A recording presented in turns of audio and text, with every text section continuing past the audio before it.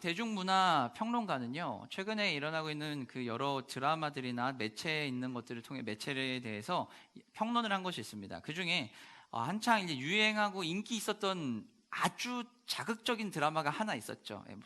요즘의 흐름에는 그게 아주 자극적이라고 할 수는 없겠지만 그래도 상당히 자극적인 드라마가 있었습니다. 펜땡하우스라고 여러분 다 보셨죠? 시즌 3까지 나왔던 어마어마한 인기를 끌었습니다. 인기를 끌었는데요. 이 드라마에 대해서 평론을 했는데요. 이 드라마의 특정 장면보다 욕망을 위해서 수단과 방법을 가리지 않고 달려드는 세계관이 더 큰 문제다라고 평론가는 얘기하고 있습니다. 굉장히 자극적인 그런 장면들이 되게 많아요. 가학적인 장면들도 나오고 폭력적인 장면들도 굉장히 많이 나오는데, 근데 더 큰 문제는 그 안에 있는 깔려있는 세계관이라는 거예요. 그 자극적인 거를 통해 가지고서 보여진 세계관인데, 그것이 바로 뭐냐면 나의 욕망과 인간의 욕망을 이루기 위해서는 수단과 가리지 않는, 물불 가리지 않는 그 모습들이라는 것입니다.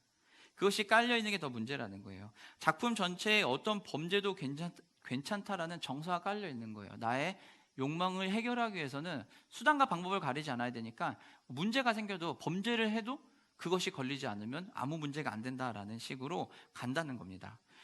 몇몇 회차의 시청 등급을 19세로 조정해서 하긴 했는데, 근데 과연 이것이 19세로만 조정해서 될 거냐라고 하면 그렇지 않다라고 이 평론가는 이야기하고 있습니다.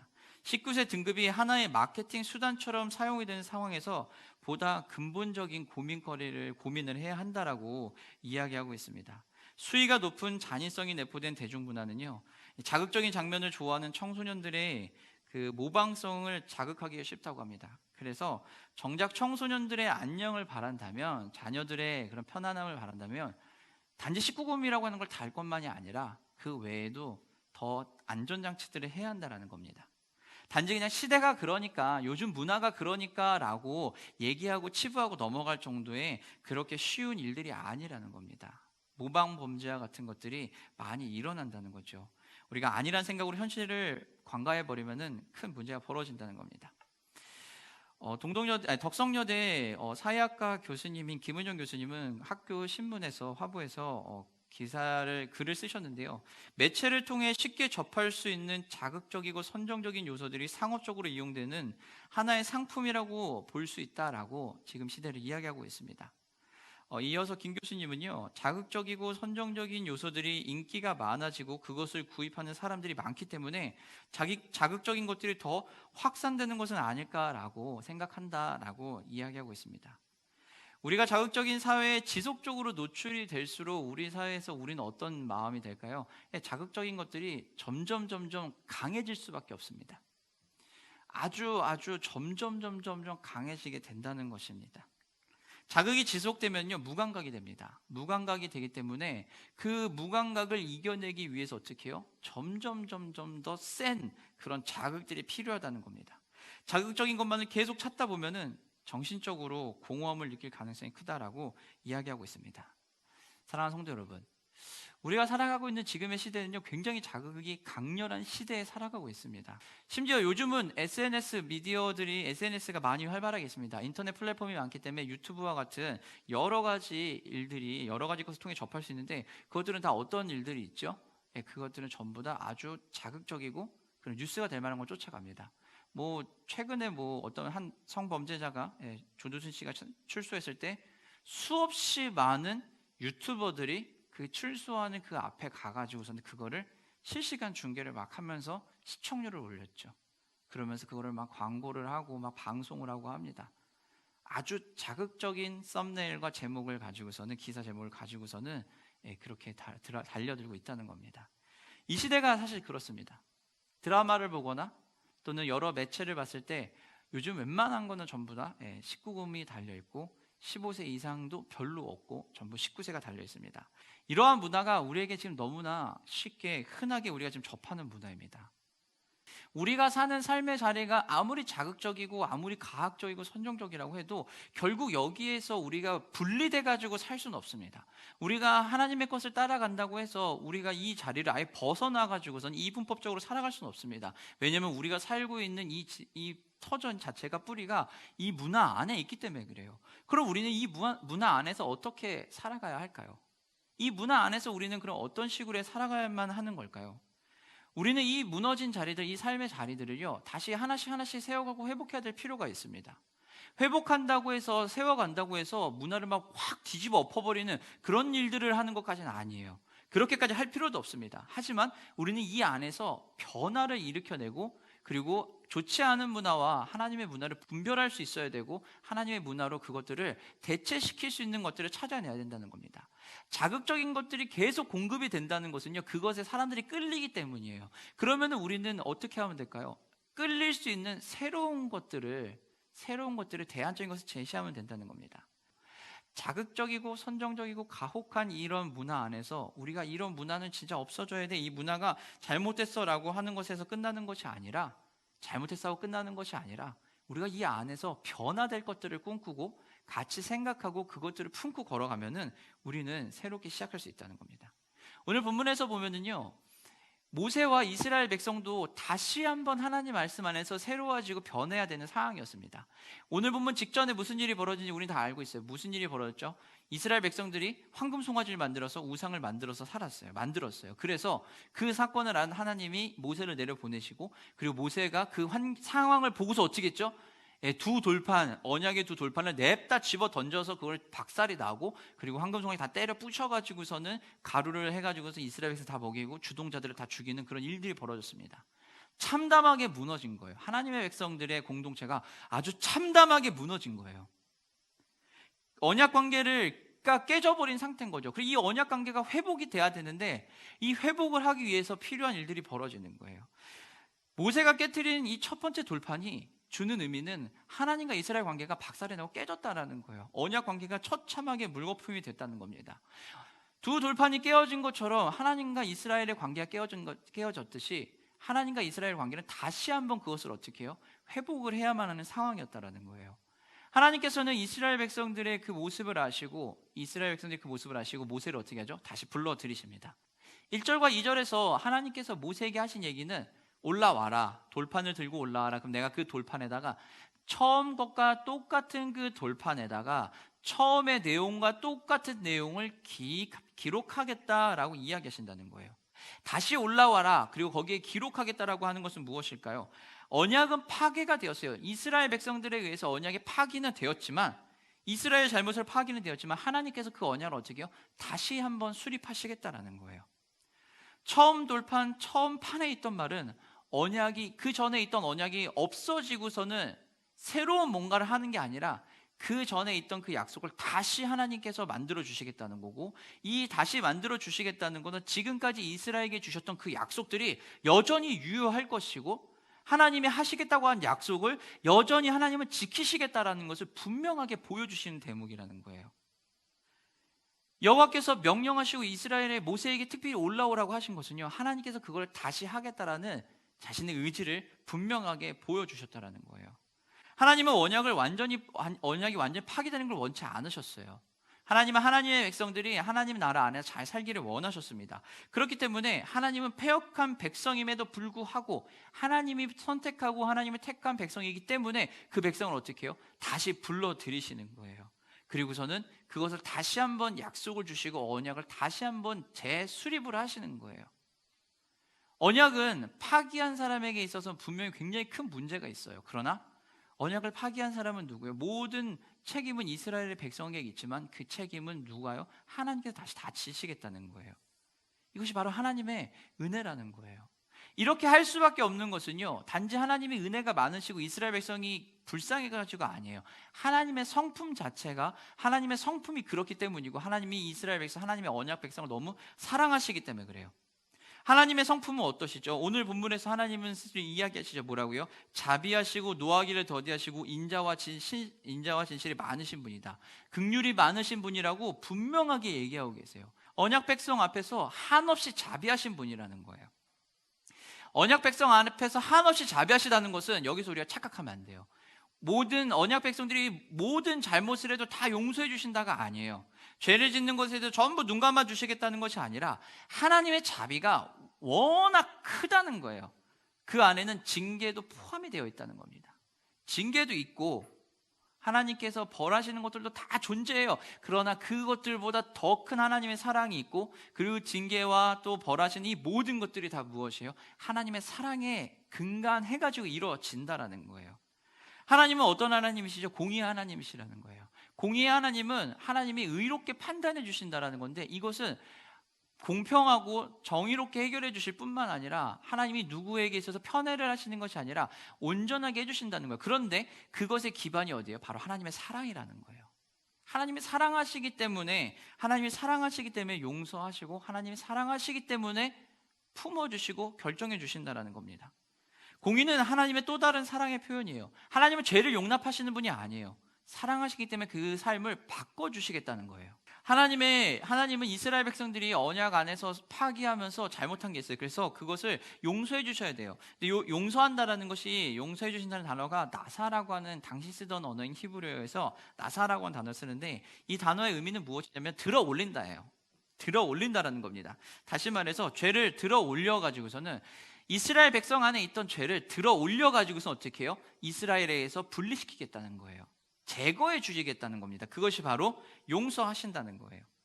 죄를 용서하신다는 것은 다시 말해서 뭐가 될까요? 이스라엘 백성은 하나님의 백성이라는 거예요. 우리가 주님 앞에서 회개하고 돌아갈 수 있는 것 자체가 무엇이에요? 우리가 하나님 백성이라는 뜻이에요. 우리가 아직도 여전히 죄 가운데서 삶의 여러 모습 속에서 실수하기도 하고 넘어지기도 하지만요, 그 가운데서 하나님 앞에 나올 수 있다는 것 자체가 무엇이더라고요? 하나님 백성이라는 증거라는 것입니다. 하나님은 그의 백성을 인자와 진실로 양육하시고 인자와 진실로 우리를 품어주신다는 거예요. 그런데 우리가 잊지 말아야 하는 게 한 가지 있어요. 하나님은 또 한편에서는 무엇이라고요? 질투의 하나님이시라고 이야기하신다는 거예요.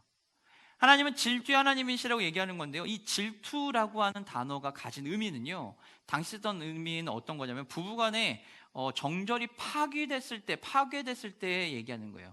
다시 말해서 간음한 거예요. 바람을 핀다든지 이런 거에 있을 때 일어나는 반응이 질투라는 겁니다. 그것에 대한 감정 표현이 바로 이 질투라는 표현인데, 이 질투를 하신다는 것 자체가 어떤 것일까요? 질투가 없다는 건요, 질투가 없다는 건 뭐냐면 사랑하지 않는다는 거예요. 내가 사랑하니까 나의 사람이 나를 배신했을 때, 내가 원치 않는 걸 했을 때 분노가 치솟아 오르는 거고 화를 낼 수 있는 거예요. 과연 누가 내가 사랑하는 사람이 나를 두고 바람을 피고 나가가지고 그랬는데, 그래 당신 삶이니까 당신 알아서 해 라고 하고 넘어가겠냐고요. 세상에 그런 사람이 어디 있을까요? 사랑한다고 말하면서 그럴 수 있을까요? 아니요, 그럴 수가 없다는 거예요. 질투가 없다는 건 애정이 없다는 거예요. 다시 말해서 하나님이 질투의 하나님이다, 이스라엘 백성, 언약 백성에게 내가 너희들에게는 질투의 하나님이다라고 얘기하시는 것은 내가 너희를 정말 너무너무 사랑한다는 거예요. 우상 숭배한다는 것은요, 당시 문화에서 우상 숭배한다는 것은 영적인 간음을 한다는 거예요. 영적으로 배신을 한다는 거예요. 그렇기 때문에 하나님은 질투의 하나님이라고 얘기하시는 거예요. 아이들을 키울 때도 똑같죠. 우리가 아이들을 사랑하잖아요. 너무너무 사랑하잖아요, 나의 아이를요. 그러니까 아이들이 어떻게 위험한 물건을 손에 들면 어떻게 해요? 우리는 뺏는단 말이에요. 위험한 물건을 주면 뺏어버린다는 말이에요. 왜 뺏을까요? 위험하니까요. 누가 갓난 아이가 식칼을 들고 있는데, 이 식칼을 들고 있는데 손도 제대로 다루지 못하고 자기 몸도 제대로 못 다루는 아기가 칼을 이렇게 들고 있는데 어떤 부모가 이 칼을 안 뺏겠냐고요. 어떤 부모가 이 칼을 안 뺏겠냐는 거예요. 아무도 없어요. 전부 다 뺏을 거라는 거예요. 왜냐하면 사랑하니까요. 하나님 질투의 하나님이라고 얘기하시는 게 바로 이 대목이에요. 하나님이 우리를 사랑하신다고 하는데 우리가 잘못된 대로 가는데 그 하나님께서 우리를 막지 않으시겠냐라는 거예요. 아니, 그럴 수 없다는 거예요. 첫 번째 깨진 증거판과 회복된 두 번째 증거판은요, 우리의 삶이 하나님 앞에서 실수하고 넘어질 수 있다는 걸 보여줘요. 그러나 두 번째 증거판을 통해서 우리는 어떤 것을 알 수 있냐면, 그럼에도 불구하고 하나님이 우리를 받아주신다는 거예요. 실수할 수도 있고요, 우리가 실패할 수도 있습니다. 그러나 이 실수와 실패가 하나님께 못 나가게 하는 장애물이 아니라, 오히려 우리가 실수하기도 하고 실패하기도 하기 때문에 우리는 어떻게 해요? 오히려 하나님 앞에 나아갈 수 있게 만들어주는 거예요. 실수와 실패는 우리의 부족함을 드러내 가지고서는 우리가 못하는 사람이야 라고 얘기하는 게 아니라 우리의 연약함과 우리가 도움이 필요한 존재임을 너무나 명확하게 깨닫게 하고 하나님의 은혜 안에 살아가는 것이 필요하다는 걸 알려주고, 그리고 그 안에 살아갈 때 우리가 평안 가운데 살아갈 수 있음을 알려주는 것이 바로 실수와 실패예요. 물론 그렇다고 의도적으로 일부러 우리가 막 실수하거나 실패할 필요는 없습니다. 하지만 우리가 기억해야 될 것은 우리가 실수한다고 해서 우리가 하나님 자리에 완전히 벗어나는 게 아니라는 거예요. 하나님의 은혜로 우리를 돌봐주셨다라는 거예요. 우리가 사랑하는 사람들과 함께 생활하면서 결혼을 하고 가정을 꾸리고 가족 안에서 살아가지만 우리가 복음을 전하는 것도 마찬가지라는 거예요. 정말 사랑한다면 우리는 복음을 안 전할 수가 없어요. 한켠에는 마음 즉각적으로 그것을 얘기하지는 못한다 해도 마음 한편에는 항상 거기에 대한 복음 증거에 대한 부담이 항상 있을 수밖에 없다는 거예요. 항상 그 안에 우리가 불편함이 있을 수밖에 없어요. 왜냐하면 내가 사랑하는 가족이니까요. 내가 사랑하는 가족인데 어떻게 그 가족들에게 좋은 것을 안 줄 수 있겠냐고요. 그럴 수가 없다는 거예요. 하나님이 우리에게 주신 것과 똑같은 마음이라는 거예요. 자극적인 문화가 아니라 우리는요, 하나님의 문화 안에 있을 때, 하나님의 문화 안에 살아갈 때 우리는요, 우리의 모습이 그렇게 보인다는 거예요. 내가 하나님의 은혜 받고 살아가는 존재임이 보이는 거고, 내가 그 은혜로 하루하루 걸어가는 존재고, 우리가 그 은혜와 도움이 필요한 존재라는 것을 알게 되는 거예요. 세상 사람들은 흔히 얘기하죠. 운이 좋아. 그 운이라고 하는 것 자체가 뭐라고요? 하나님 주신 은혜라는 거예요. 우리가 하나님의 문화 안에 들어가 있으면요, 우리는 우리의 모습이 보입니다. 하나님의 문화 안에 들어가 있다라는 것은요, 우리가 그 임재의 자리에 있다는 거예요. 하나님의 은혜의 자리에 있다는 거예요. 하나님께서 모세를 어떻게 해요? 어디로 부르시죠? 신의 산으로 부르시는 거예요. 하나님께서 이스라엘이 있는 그 자리에 임하실 수도 있잖아요. 임하셔서 이스라엘 전부를 보게 하실 수도 있잖아요. 그런데 하나님은 오늘 특별히 모세를 신의 산을 부르시는 거예요. 근데 이번에 부르실 때는요, 조금 달라요. 첫 번째 계명을 주시려고 부르실 때는요, 누가 같이 가냐면은 여호수아를 데리고 갔어요. 데리고 가고 그 주변에 이스라엘 다 머물러 있었어요. 근데 오늘 지침은 뭐냐면은 이스라엘에게, 모세에게 하나님 어떻게 얘기하시죠? 너만 올라와야 돼. 너만 올라오고 아무도 데리고 오면 안 돼. 그리고 심지어 동물들도, 염소나 소도 그 근처에서는 풀도 먹으면 안 된다 라고 얘기할 정도로 굉장히 은밀하게, 굉장히 친밀한 그 공간으로 들어올 것을 요청하고 계신다라는 거예요. 임재의 자리, 은혜의 자리로, 신의 산으로 다시 간다는 것은요, 하나님의 구름 가운데 강림하신 그 자리로 간다는 것은요, 은혜가 충만한 개인적인 하나님과의 만남의 자리로 들어간다는 거예요. 교제의 자리로 간다는 거예요. 혼자 간다는 것은요, 깊이 있는 하나님과의 1대1의 그 만남이 필요하다는 거예요. 우리의 문화에서, 우리가 문화를 회복하면서 나의 삶을 다시 일으켜 세울 때는요, 가장 먼저 해야 되는 게 뭐예요? 내가 하나님 앞에서 먼저 무릎 꿇고 들어가는 거예요. 하나님과의 그 친밀한 그 1대1의 교제의 자리로 들어가야만 한다라는 거예요. 그렇게 들어갔을 때 언약 관계는 회복이 되는 거고요, 두려움이나 분노, 걱정, 무관심 등 내 안에 자리하고 있던 것들이 전부 다 끄집어 나오게 되는 거예요. 우리 안에 가지고 있던, 우리도 모르고 있던 두려움들, 불안, 걱정, 염려, 근심들이 있거든요. 어떻게 될까에 대한 그런 걱정들, 미래에 대한 걱정부터 시작해가지고 내가 뭘 해야 되지 같은 모든 여러 가지 걱정과 근심과 염려들이 있는데, 이것들이 우리도 모르는 사이 밑에 이렇게 깔려 있는 거예요. 깔려 있다가 내가 이것을 두려워한다라는 것조차 인식을 못하게 돼요. 근데 우리가 하나님 앞에 임재제를 딱 들어가서 하나님의 친밀한 교제의 자리에 들어가면은요, 뭐가 될까요? 그게 올라오기 시작하는 거예요. 이거는요, 그냥 우리가 때에 맞춰서 그냥 기도한다고 해서 나오는 게 아니라 정말 하나님과의 그 친밀한 그 교제의 자리에 들어가 있어야 돼요. 그때 그것이 빵 하고 터져 나오는 거예요. 우리의 모습을 인식하게 되는 거예요. 나의 자아를 파악하고 발견하게 되는 거예요. 모든 내 안에 자리 잡고 있던 것들을 하나님 앞에 내려놓을 수 있는 거예요. 자아를 인식한다는 것은요, 뭐가 될까? 내가 도움이 필요한 존재라는 걸 깨닫는 거예요. 내 힘으로만 다 하는 것이 아니라 도움이 필요한 존재임을 깨닫는 거예요. 내 힘으로만 아니라 하나님의 도움이 필요한. 모세의 일관된 고백이 있죠. 어떤 거죠? 하나님, 우리를 도와주세요. 모세가 하나님의 임재 앞에 딱 들어가 있을 때 하나님께서 여호와라 여호와라 인자와 긍휼이 많으시고 노하기를 더디하시고 하면서 막 하나님의 이름이 칭송되니까 모세가 그 다음에 반응이 뭐죠? 하나님, 우리를 도와주시옵소서. 우리와 동행하여 주시옵소서. 우리는 어떻다고요? 목이 뻣뻣한 백성입니다. 하나님 앞에 불순종할 수밖에 없는 악독한 본질적인 분노의 자녀들입니다. 죄악 가운데 살아갈 수밖에 없는 우리의 모습이 있습니다. 그러니 주님, 우리를 버리지 마시고 동행하여 주시옵소서라고 모세는 거기에서 즉각적으로 얘기하는 거예요. 언제요? 하나님의 임재 자리에서 들어갔을 때 얘기할 수 있었다는 거예요. 하나님의 백성은요, 100% 순결하기 때문에 하나님의 백성이 아니에요. 100% 완벽하기 때문에 하나님 백성이 아니에요. 부족하기 때문에 하나님 백성으로 살아갈 수 있는 거예요. 부족하기 때문에 하나님이 그걸 채워주시는 거예요. 부족하기 때문에 하나님의 은혜 안에서 우리가 걸어갈 수 있게 된다는 거예요.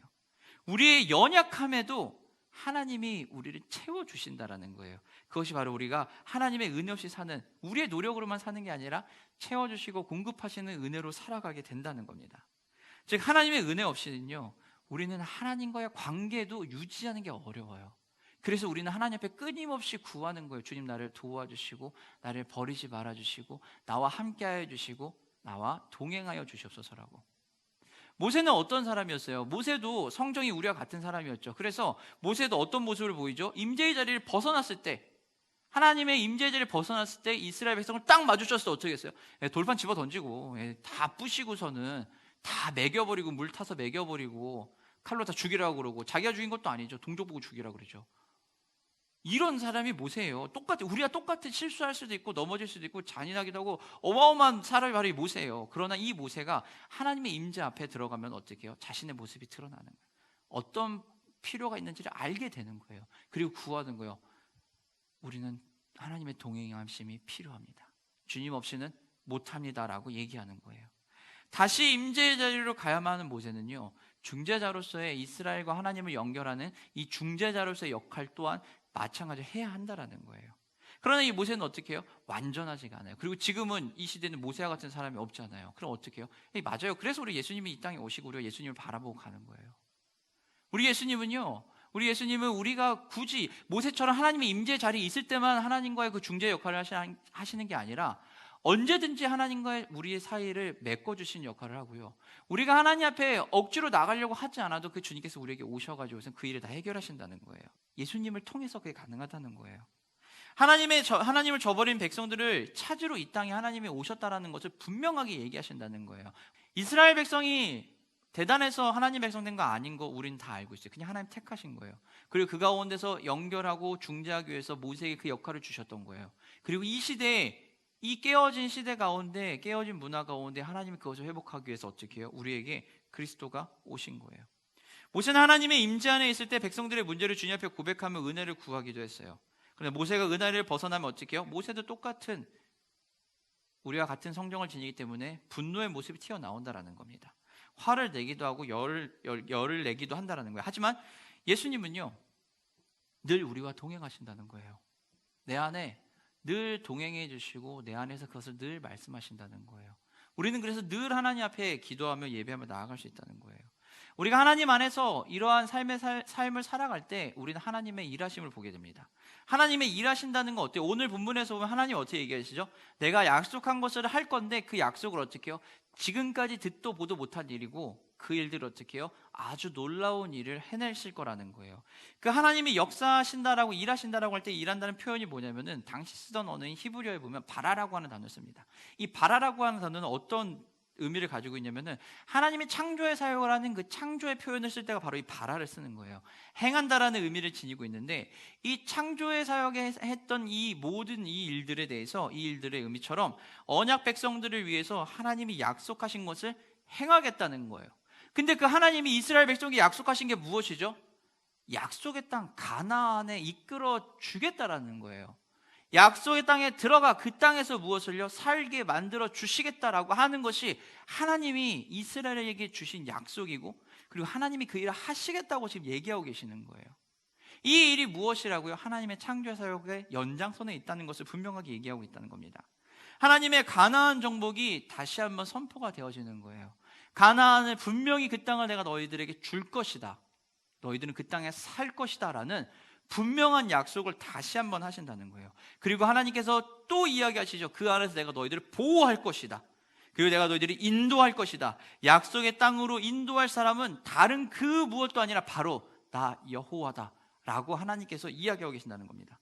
그러면서 하나님은요, 단지 이스라엘 백성들에게 야, 내가 다 해줄 거야 라고 하면 니들은 가만히 있어라고 얘기하지 않으세요. 하나님은요, 뭐라고 얘기하시죠? 내가 그 일을 모든 걸 해결해 줄 것인데 너희들이 해야 할 일이 있다라고 하면서 함께 하자고 이야기하십니다.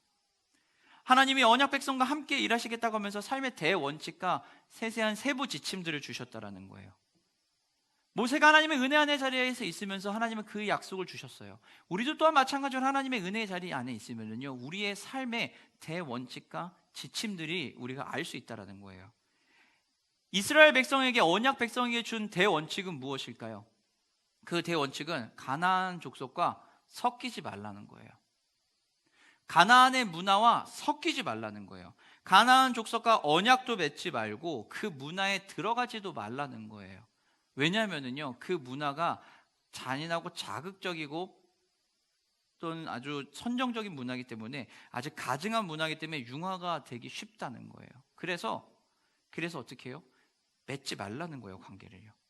그 대원칙을 맺지 않는데 특별히 하나님이 그것을 맺지 말라고 하면서 하신 이야기가 뭐예요? 하나님의 10계명의 1, 2, 3계명을 지키라는 거예요. 우상을 만들지 말고 우상을 섬기지 말라는 거예요. 가나안을 섬기지 말고 하나님만 섬기라는 거예요. 하나님과 이스라엘 백성의 대원칙은요, 삶의 대원칙은 바로 이 10계명에 있는 첫 번째, 두 번째, 세 번째 계명이에요. 이것이 무너지면 끝장이다라는 거 얘기하는 겁니다. 하나님과 이스라엘 백성 사이의 언약 관계에 확증하는 주요 원칙은 바로 하나님만 섬기는, 우상을 섬기지 않는 바로 하나님과 섬기는 거예요. 그것이 바로 하나님이 이스라엘 백성에게 무엇이요? 섞이지 말라고 얘기한 거예요. 자, 그럼 우리가 얘기할 수 있죠. 그럼 어떻게 안 섞일 수 있겠습니까? 하나님, 우리가 살고 있는 이 세계에서 어떻게 안 섞일 수 있겠습니까? 라고 물어봤을 때 이스라엘에게는 하나님이 뭐라고 얘기했어요? 제단을 수축하지 말고 헐어버리라는 거예요. 제단을 쌓으러 가는 일을 아예 하지도 말고 제단이 쌓여져 있으면 그걸 부시라는 거예요. 다 부숴버리고선 어떻게 해요? 이방의 신상을 깨트리고 아세라 상을 전부 쪼개버리라는 거예요. 살아가야 하는 그 자리에 그런 안 좋은 자극적인 것들로 추구하는 그런 모든 것들을 제거시키고 없애버리라는 거예요. 삶의 영역에 전부 다 없애버리라는 겁니다. 그것이 먼저 필요하다는 거예요. 다른 신들에게 절대 절하지 말라.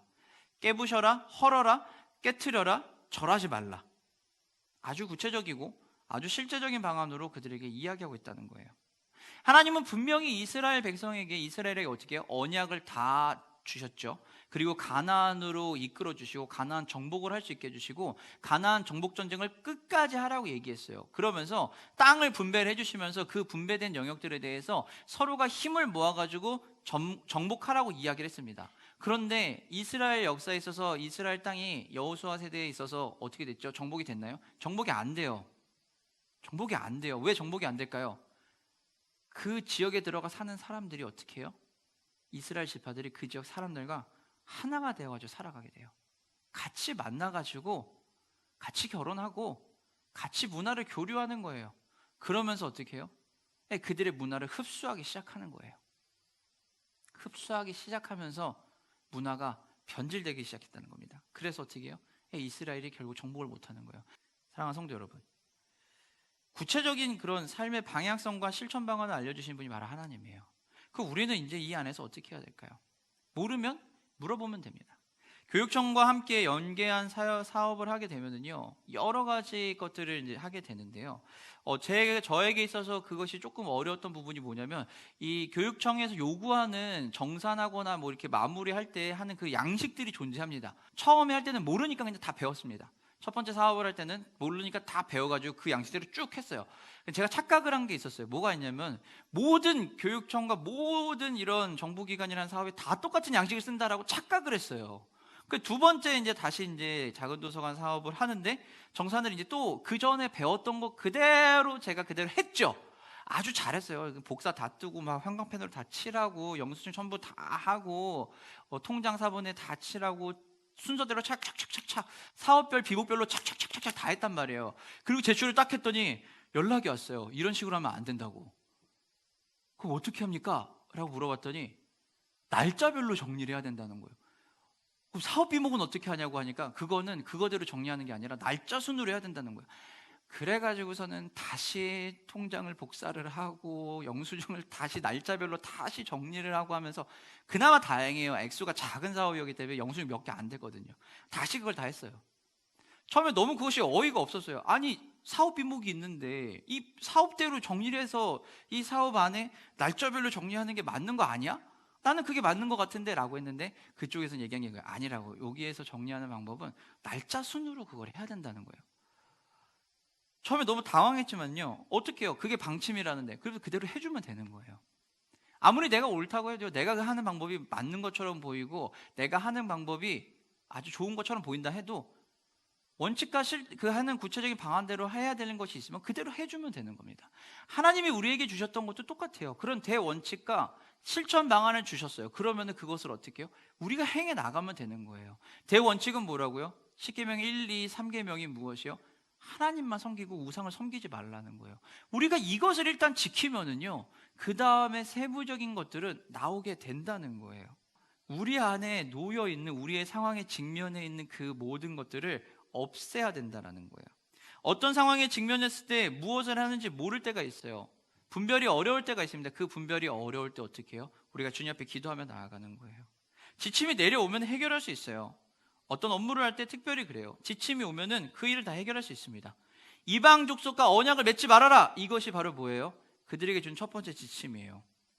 삶의 방식을 올무를 씌워주는 게 아니에요. 하나님이 하지 말아라고 하는 것이 삶의 방식에 올무를 씌우는 것이 아니라 이스라엘을 보호하는 장치예요. 언약을 맺는 순간 뭐가 되니까요, 그것을 맺는 순간, 타협하는 순간 침투돼가지고 우리께 변해버리거든요. 침투돼서 변화되는 순간 우리는 무너지게 된다는 거예요. 우리를 보호하는 한 방침이에요. 가나안의 만연한 우상은요, 시대와 지역에 넓게 퍼져져 있는, 그 시대와 지역에 넓게 퍼져져 있는 지배하는 문화였어요. 당시의 우상 문화는 다 어때요? 예배하고 하는 그런 모든 문화에서 보면은 굉장히 자극적이고 선정적인 것들이 가득했거든요. 지극히 이런 문화를 피해야 된다는 겁니다. 만연한 하나님을 대적하는 문화에 융화가 되지 않아야 돼요. 황금 송아지를 만든 이유도 무엇 때문이에요? 당시의 그 지배적인 문화가 풍요와 다산을, 소를 섬기기 때문에 만들었던 거예요. 문화를 분별하지 못하면은요, 땅의 주민들과 언약을 세운다는 것 같이 문화를 분별하지 못하면요, 우리는 우상을 섬기고 우리는 우상 안에 넘어질 수밖에 없어요. 내 삶의 모든 원칙들이 다 무너질 수밖에 없다는 거예요. 죽음의 위협과 같은 피부로 확 와닿는 위기가 아니에요. 은근히 들어오는 위기예요. 은근히 들어오는 위기입니다. 우리가 지금 살아가고 있는 시대에 우리 청년들을, 20대, 30대를 우리가 밀레니엄 세대, MZ세대라고 얘기해요.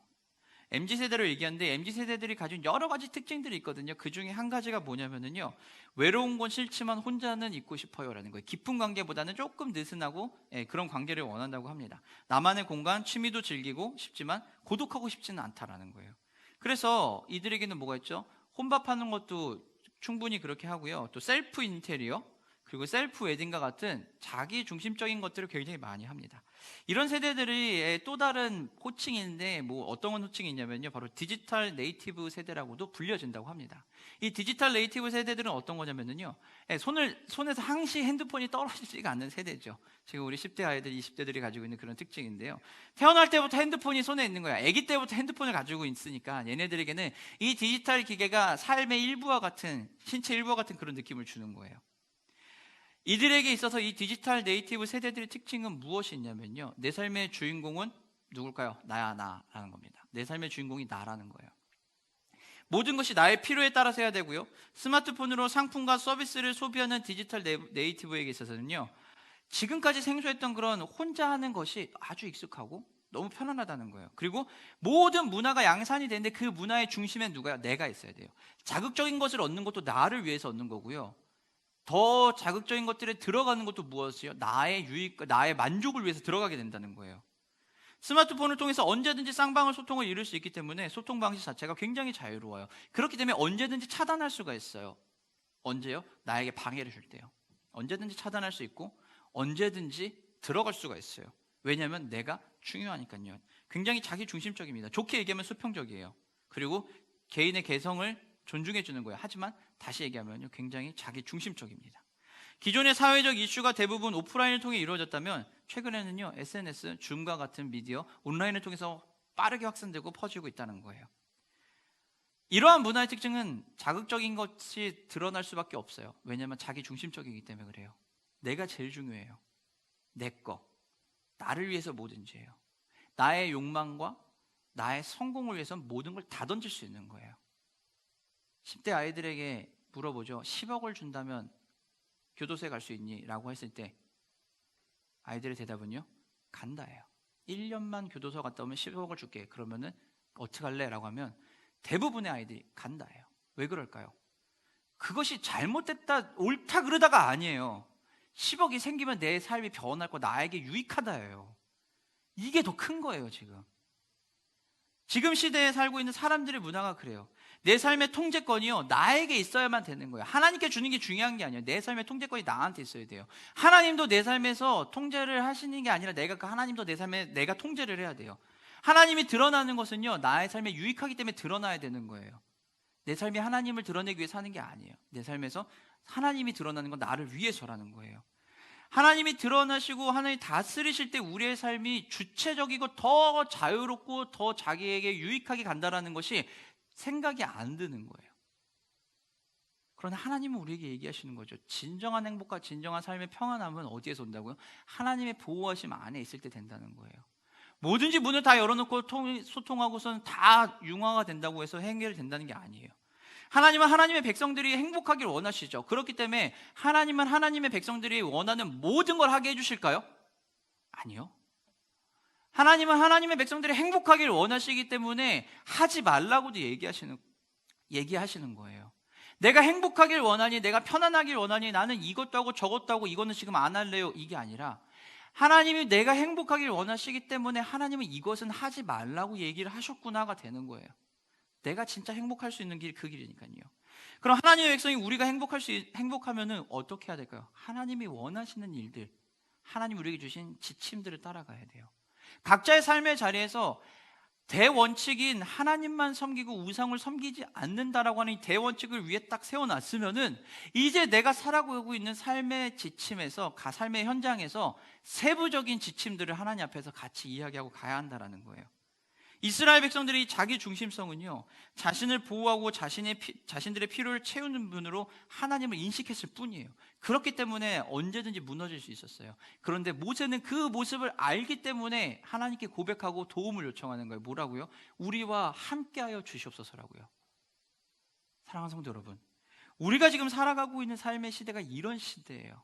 이 시대에 우리는 그럼 어떻게 하면은 보다 잘 살겠냐는 거죠. 우리는 그 하나님 앞에 다시 무릎 꿇고 주님의 문화 안에 들어가야 돼요. 사랑하는 성도들, 말씀 마치도록 하겠습니다. 하나님은 여러분에게 오감을 자극하는 지극히 자극적인 이 시대의 문화 속에서 우리를 내팽겨치시는 게 아니에요.